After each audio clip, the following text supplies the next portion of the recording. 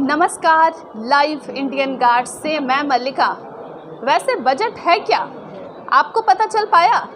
मुझे तो पता चल गया है। Budget is anything but real.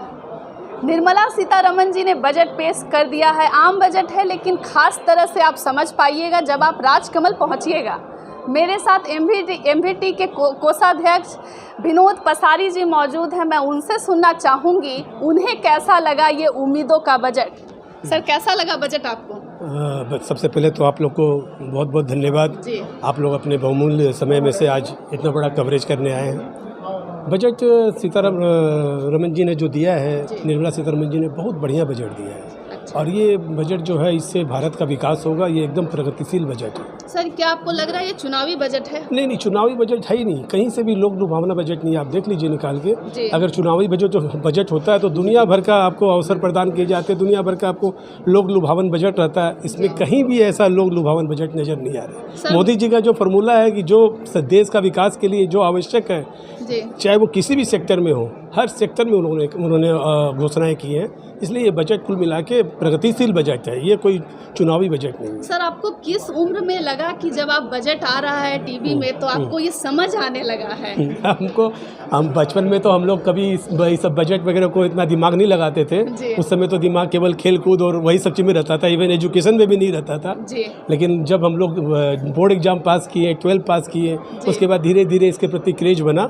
और उसके बाद तो फिर जो बना, तो उसके बाद जो है हम लोग एकदम सिंसियर हो गए। समझ में आने लगा कि बजट क्या है और बजट का क्या फ़ायदा है और बजट क्यों देखना चाहिए, हमें क्यों जानना चाहिए कि भारत का बजट क्या है और कैसे होता है, कैसे तैयार किया जाता है। ये अपने आप रुचि धीरे धीरे पैदा होने लगी। सर, तो जो आज राजकमल पहुंचेंगे उन्हें क्या फ़ायदा मिलने वाला है? फ़ायदा मिलेगा कि आज इतनी अभी सीतारमण जी ने तो बजट में आया, उन्होंने कहा कि नहीं, मैंने को 5 घोषणाएँ करनी है। और उसके साथ स्पीकर महोदय को उन्होंने बोल दिया कि मैंने एनेक्सर आपको दे दिया है। लेकिन उस एनेक्सर में क्या है, क्या चेंजेज किया है, कितने अमेंडमेंट किए हैं, उसको जानना बहुत ज़रूरी है और बहुत क्रिटिकल है।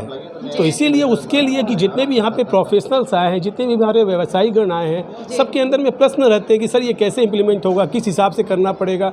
तो there are so many confusion in this budget.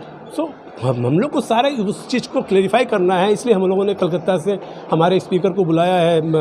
काफ़ी एमिनेंट स्पीकर हैं हमारे, विकास पारक जी जो जीएसटी पे बोलेंगे, और पारस कोचर जी जो इनकम टैक्स में बोलेंगे। बहुत एक्सपीरियंस और अनुभवी स्पीकर हैं। और हमको लगता है कि आज ये आए हैं, जितने भी लोगों का प्रश्न है और किसी भी तरह का कन्फ्यूजन है, वो सारे दूर हो जाएंगे आज। तो आज बजट का पोस्टमार्टम हो जाएगा? पोस्टमार्टम हो जाएगा, आप बोल सकते हैं पोस्टमार्टम हो जाएगा। तो आप देख रहे हैं लोग कितने खुश हैं। सिर्फ एमवीटी के लोग खुश नहीं हैं, धनबाद की सारी व्यावसायिक संस्था आज खुश है। बजट पर चर्चा होगा। फिलहाल मैं एक बात कहना चाहूँगी, बजट मुझे भी अब तक समझ नहीं आता है। कितने सारे वेबसाइट को सर्च करती हूँ बार बार कि कुछ समझ आए। तो एक बार आप भी कोशिश कीजिए अपनी ओर से समझने को। अगर नहीं समझ पाते हैं तो फिर राजकमल आइए।